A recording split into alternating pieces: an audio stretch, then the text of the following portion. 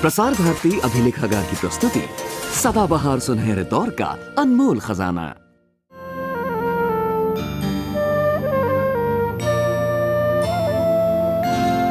सुलग रहे हैं दिलों में कई सवाल, जिंदगी कैसे जिए ये भी एक सवाल।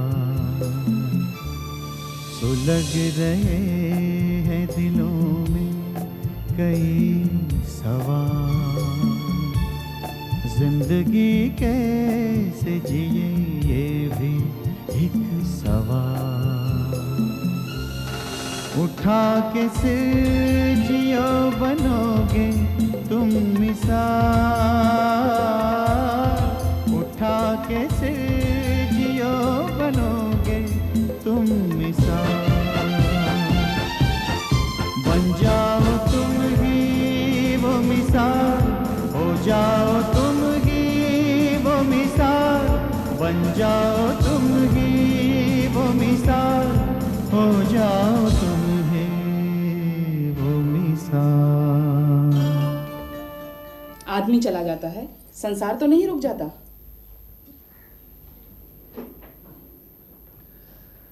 दुर्गा काफी भावुक था, बहुत ही संवेदनशील। ऐसे लोगों को बिजनेस के चक्कर में पड़ना ही नहीं चाहिए। ना वो उस 2 कौड़ी के काशीनाथ की बात मानता, ना उसे बैंक जाके कागज छोड़ाने पड़ते, और ना ही हमें ये दिन देखना पड़ता।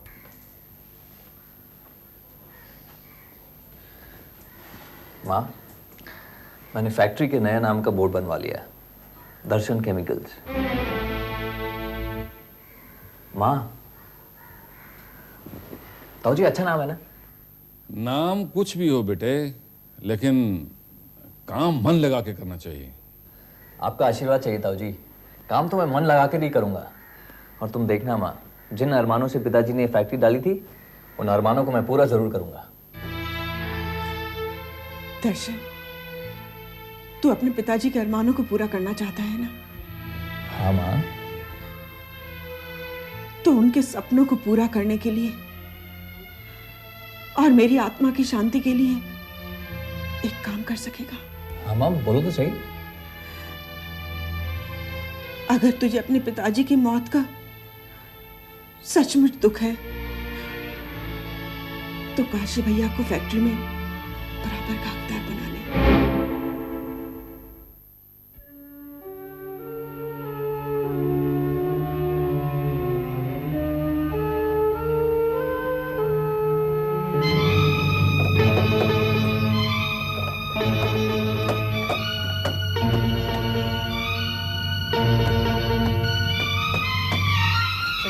संभाल के क्या कर रहे हो? क्या करते हो तुम लोग?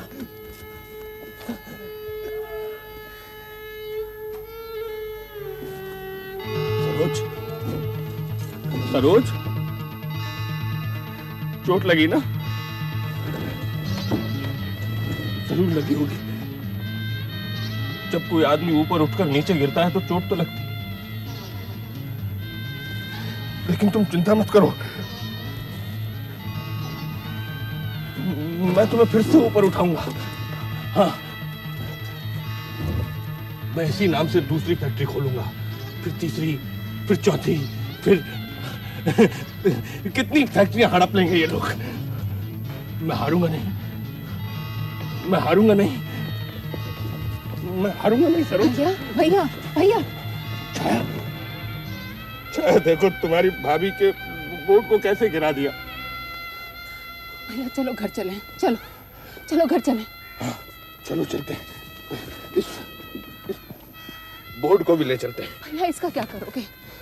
इसका मुंह छोड़ दो, इससे कुछ नहीं होने वाला। क्या हो गया है तुम लोगों को? हर कोई कहता फिरता है इससे कुछ नहीं होने वाला।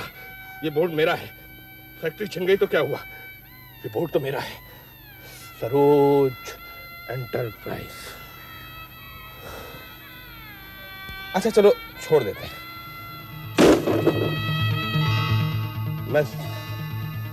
मैं सरोज केमिकल्स खोलूंगा। Saroj chemicals, Saroj chemicals. चलो भैया घर चलो। तुम देखना, मैं जरूर केमिकल खोल दूंगा, मैं हारूंगा नहीं। भैया आओ, अंदर आओ भैया, अंदर आओ। आओ भैया आओ, आओ ना। तुम मुझे इस तरह से क्यों पकड़ कर ला रही हो? देखो तो, मुझे ऐसे पकड़ कर ला रही है जैसे मैं बीमार हूँ। आप अंदर चलकर आराम कीजिए, मैं चाय लेके आती हूँ। आराम करने का टाइम नहीं है मेरे पास। फैक्ट्री को फिर से जमाने के लिए मुझे बहुत सारा काम करना है। काम काम, दिन रात काम। मैं संभाल लूंगा, तुम चाय लाओ। भाभी, छाया, भाभी, भैया पेड़ के नीचे खड़े अपने आप से बातें कर रहे थे। इन्हें बहुत गहरा सदमा लगा है। तेरे पैर पड़े हैं इस घर में। देख अब और क्या क्या नाटक होता है इस घर में। छाया, तू इनकी बातों का बुरा मत मानना। कोई बात नहीं भाभी, अब तो मुझे आदत हो गई है। वैसे भी अम्मा, कल मैं जा रही हूँ अपने घर। अरे वो भी तेरे को रखने वाले नहीं, साफ बोल कर गए हैं। इस घर से उनका नाता खत्म। मैं अलग कमरा लेकर रह लूंगी। जो मर्जी कर, मगर यहां से जा।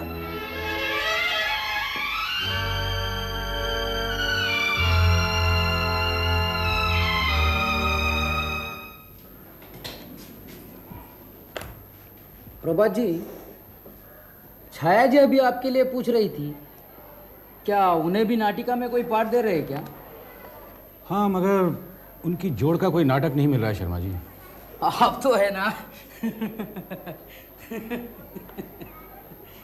इडियट। मे कम इन सर? अरे छाया, आओ। सर, अगर ज़्यादा ज़रूरी काम ना हो तो मैं इस पीरियड के बाद आऊँ?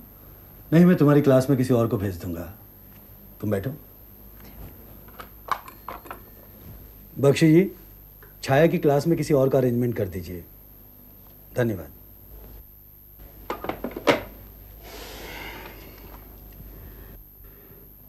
छाया, मैंने तुम्हें इसलिए बुलाया था कि यहाँ से 70 किलोमीटर की दूरी पर एक जगह है, वारणा। वहाँ मेरे एक परिचित हैं, विमल साहब, जो वहाँ के एजुकेशन सोसाइटी के प्रेसिडेंट हैं। उन्हें वहाँ अपने स्कूल के लिए एक सक्षम प्रिंसिपल की ज़रूरत है। मुझे लगता है तुम्हें नौकरी मिल सकती है। सर, उसके लिए तो वहीं रहना होगा, और वैसे भी मुझे तो पढ़ाना ज़्यादा अच्छा लगता है।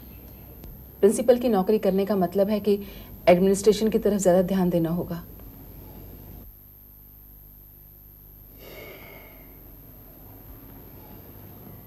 दरअसल मैंने ये तरीका निकाला था जिससे तुम्हें उस परिस्थिति का सामना ना करना पड़े जो मूल रूप से तुम पर जाती हो और मैनेजिंग कमेटी की दृष्टि में जायज। आप किन परिस्थितियों की बात कर रहे हैं सर?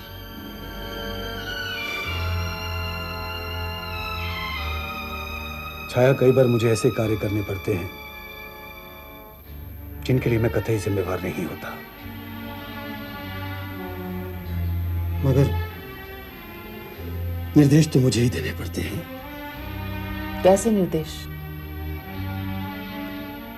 छाया, तुम्हें प्रिंसिपल बनाने का निर्णय मेरा था, मगर आपके मैनेजमेंट ने किसी और को चुन लिया, यही ना सर?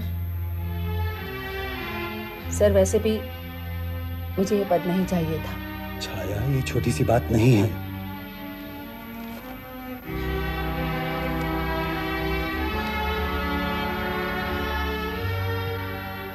मैनेजिंग कमेटी ने तुम्हें स्कूल से निकाल दिया है।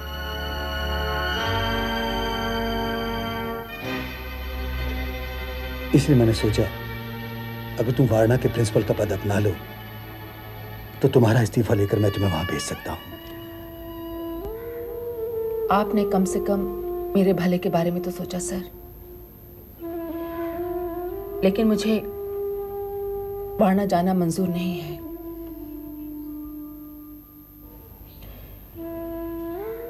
मैंने अपनी बरसों की कड़ी मेहनत से इस शिक्षा संस्थान की बेल को अपनी प्रतिभा से सींचा है सर, और मेरी इस कड़ी मेहनत का आपके मैनेजमेंट ने जो इनाम दिया उसे मैं कभी नहीं भूल सकती। नमस्ते सर।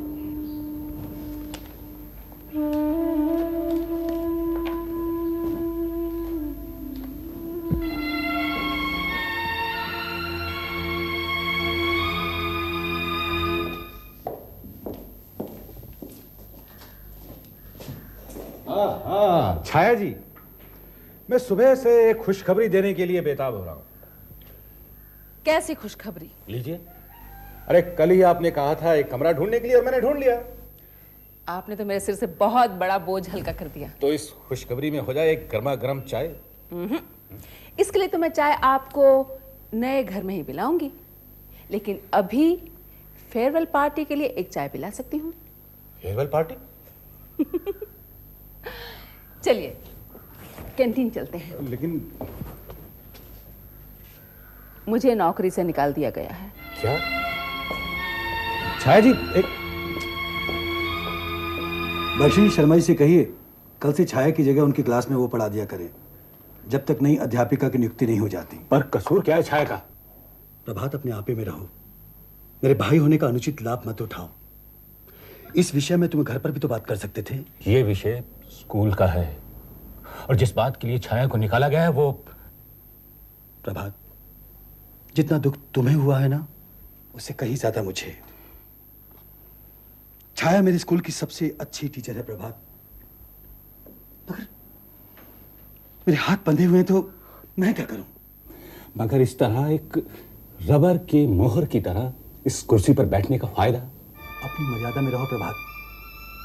मैं तुमसे इतनी उम्मीद जरूर करता हूं कि इस समय तो बिना सवाल जवाब के यहां से चले जाओगे।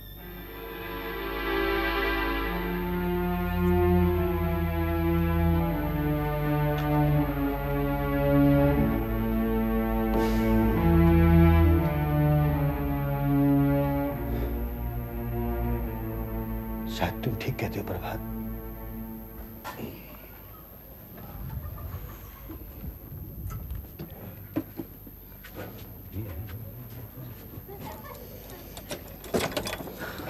हाँ वेलकम छाया जी। मैंने बड़े प्यार से आपके लिए नन्ना सा छोटा सा प्यारा सा बंगला, मेरा मतलब कमरा आपके लिए तलाश है। आइए।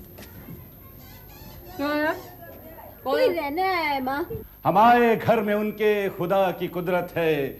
कभी हम आपको और कभी आपके ढूंढे कमरे को देखते हैं। अरे ये चटाई कौन छोड़ गया यहाँ? चलिए आपके बिछोने का इंतजाम भी हो गया। लगता है शायद जो पहले रहता था यहाँ वो इसे छोड़ गया है। वो देखो तो। लीजिए, आपके दिल बहलाने का सामान भी मौजूद है। कितना खूबसूरत है।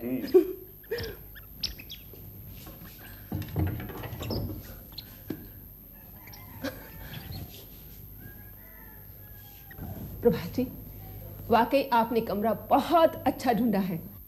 चलिए आपके कमरे को सजाने की शुरुआत की जाए। ये जगह बिल्कुल ठीक है। और ये टंग गया आपका तारा और ये रही आपकी चाबी। तो फिर चलिए बाकी सामान भी ले आए आपकी गृहस्थी का।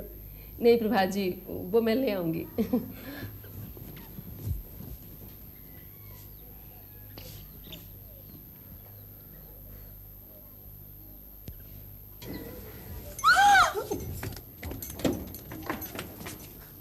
अरे तुम तीनों चली क्यों गई? आओ ना।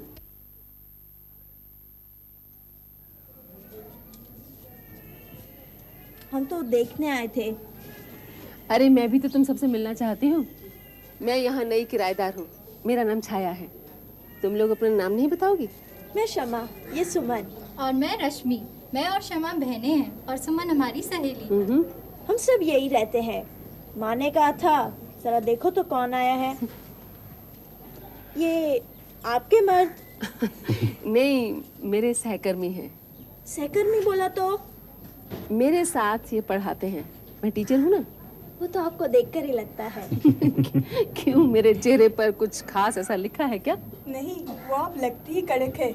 हमारी एक टीचर भी ऐसी ही थी। भाई कड़क तो छाया जी भी है। लगता है यहाँ भी आपको आपकी छात्राएं मिल गई। अच्छा छाया जी, मैं चलता हूँ, कल स्कूल में मुलाकात होगी। ठीक है, अभी एक हफ्ते तो मुझे वहाँ आना ही होगा। Bye bye bye. Chhaya ji, आपकी शादी नहीं हुई? बिल्कुल हुई है, मैं शादीशुदा हूँ, लेकिन मेरे पति मेरे साथ नहीं रहते। ए शमा, चलो इधर।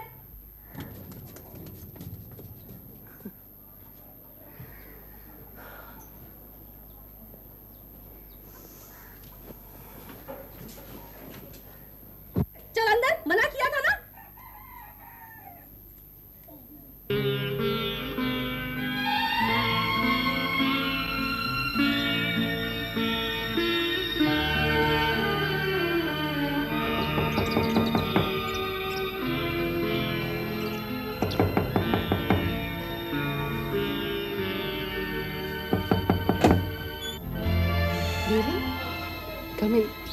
देवारे, कैसी किराएदार आई है।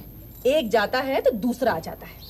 टीचर है मौसी, सब जान पहचान वाले ही आते होंगे। ज्यादा मत सिखा मुझे। चल जा, सीधे रास्ते जाना। जा। तू भी मौसी। ये सामान तुमने नया खरीदा क्या? हाँ, अब धीरे धीरे गृहस्थी का सामान तो जुटाना पड़ेगा ना। वैसे अब तो इस कमरे का किराया देने के लिए भी मेरे पास नौकरी नहीं बची। तुम्हारे पिताजी ने मेरी नौकरी छिनवा दी है। आओ बैठो ना।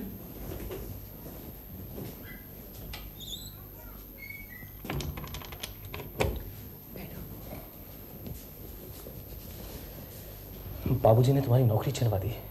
कितनी जलील हरकत की है उन्होंने।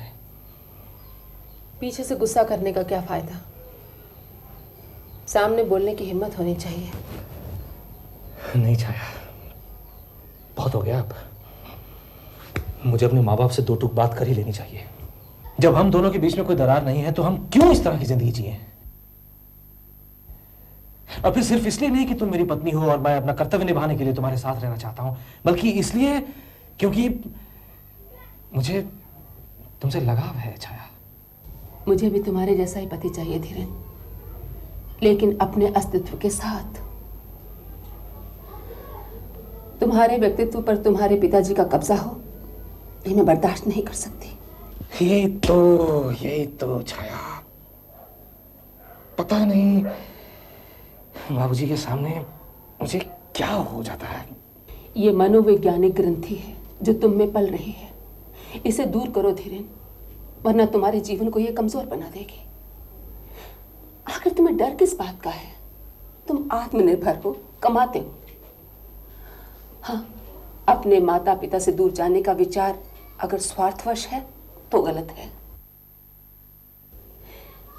धीरेन, मुझे तुम्हारा सचमुच का साथ चाहिए, वो साथ जिसमें प्यार और इज्जत की खुशबू हो।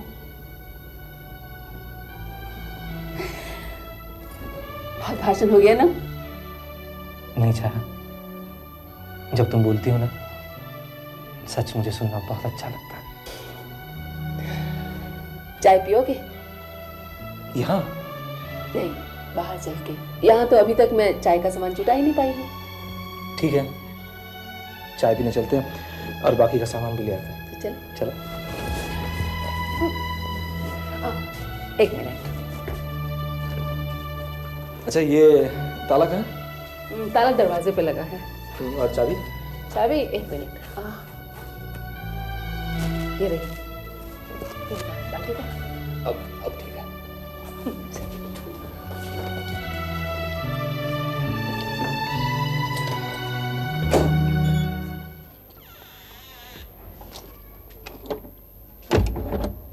इसे पकड़ना प्लीज।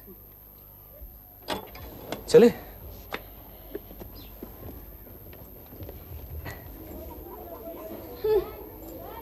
ऐसे लक्षणों से तो इसका इस मोहल्ले में रहना मुश्किल ही है। माँ, मैं दर्शन बोल रहा हूँ। अच्छा, मुझे आने में थोड़ी देर हो जाएगी। नहीं, ताऊ जी के साथ ही हूँ, उनके साथ कहीं जाना है मुझे। ठीक है? ओके। लीजिए ताऊ जी, अब तो घर में भी खबर कर दी कि लेट आ रहा हूं। अब तो बता दीजिए कहाँ लेके चल रहे हैं आप? दर्शन, थोड़ा सा और सब्र कर। अब सब्र करते करते हम तो झुंझला गए हैं। कहीं आप धीरेन के लिए लड़की तो नहीं देखने जा रहे हैं? वो भी देखने जाएंगे, पहले वो कानूनन तलाक तो ले। ताऊ जी, कानूनन तलाक नहीं भी लिया तो क्या हुआ? अगर धीरेन भैया दूसरी शादी कर भी लेते हैं तो कौन सा छाया भाभी के घर वाले आकर हल्ला करेंगे? अरे वो तो नहीं करेंगे, लेकिन अपोजिशन वालों को पता चल गया, वो तो चुनाव का मुद्दा बना लेंगे ना इसे। चुनाव का मुद्दा? क्या आप चुनाव लड़ रहे हैं? यही तो मैं तुम लोगों को बताने वाला था। दर्शन, तुम मेरे साथ अभी पार्टी ऑफिस चल रहे हो। पार्टी हमें कारपोरेटर के लिए टिकट देने की योजना बना रही है। बात अभी पक्की नहीं है, पर पक्की हो जाएगी। इसलिए जब तक चुनाव नहीं हो जाते, हमें ऐसा कोई काम नहीं करना चाहिए जिससे अपोजिशन को कुछ कहने का मौका मिले। वाह ताऊ जी, अगर आप चुनाव में खड़े हुए ना तो आपकी जीत निश्चित है। बेटा, काम बहुत करना पड़ेगा। परवाह नहीं ताऊ जी। शाबाश मेरे बेटे, इसीलिए तो मैंने तुम्हें अपना दायां हाथ बनाया है। धीरेन तो ऐसी बातों में बिल्कुल पोंगा है। लीजिए, नाम लिया और पोंगा पंडित हाजिर।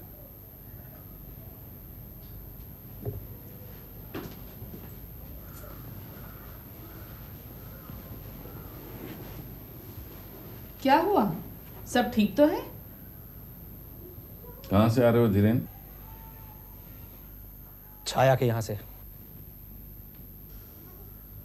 आप इतने क्रूर भी हो सकते हैं पिताजी किसी के लिए, ये मैंने सपने में भी नहीं सोचा था। धीरेन, धीरे बोलो मां। आप दोनों ने जोर से बोल बोलकर मुझे अपनी ही आवाज सुनने नहीं दी, मगर आज मुझे अपनी आवाज साफ साफ सुनाई दे रही है। ऊंची आवाज में बोलने से पहले ये अच्छी तरह समझ लो कि तुम आज जो कुछ भी हो मेरी बदौलत हो। मगर आप मुझे छाया की तरह नौकरी से नहीं निकलवा सकते पिताजी। आप क्या समझते हैं, छाया को इस तरह नौकरी से निकलवा देने से उसका इस दुनिया में कोई नहीं रहेगा? मैं हूं। होश में रहकर बात करो। होश में रहकर ही बातें कर रहा हूं। मैं यहां सिर्फ आप लोगों को यह बताने आया था कि अगर इस घर में मेरी पत्नी के लिए कोई जगह नहीं, कोई इज्जत नहीं, तो मेरे लिए भी इस घर में कोई जगह नहीं है। यह घर, यहाँ की रीति रिवाज, नियम कानून सब आपको मुबारक। धीरेन भैया, आप थोड़ी समझदारी से काम लीजिए। और वैसे भी ताऊ जी, इस शहर के और भी प्रतिष्ठित व्यक्ति होने वाले हैं। कुछ ही दिनों में आप इस शहर के कॉर्पोरेटर के पुत्र होने का सौभाग्य पाएंगे। आखिर ऐसा क्या है छाया में? देखो, थोड़ी देर रुक जाओ, उसके बाद हम तुम्हारे लिए अच्छे से अच्छा रिश्ता लेकर आएंगे। मां, मुझे पिताजी की ऐसी प्रतिष्ठा जो फरेब और खोखले मूल्यों पर टिकी है नहीं चाहिए। धीरेन, जाने दो इसे। अगर इसने ये तय कर ही लिया है तो यही सही।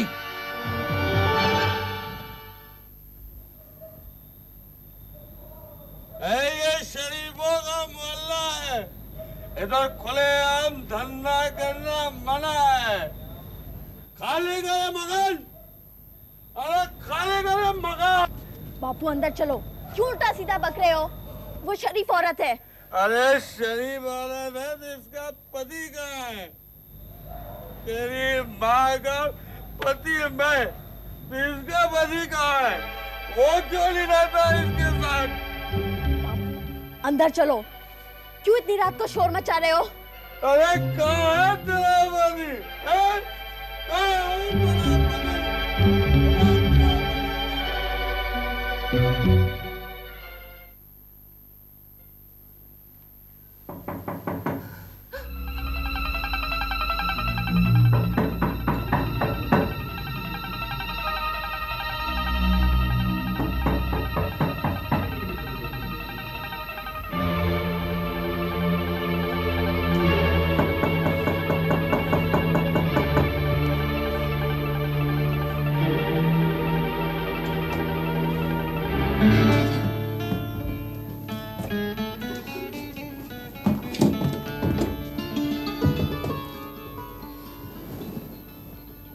मैं आ गया छाया।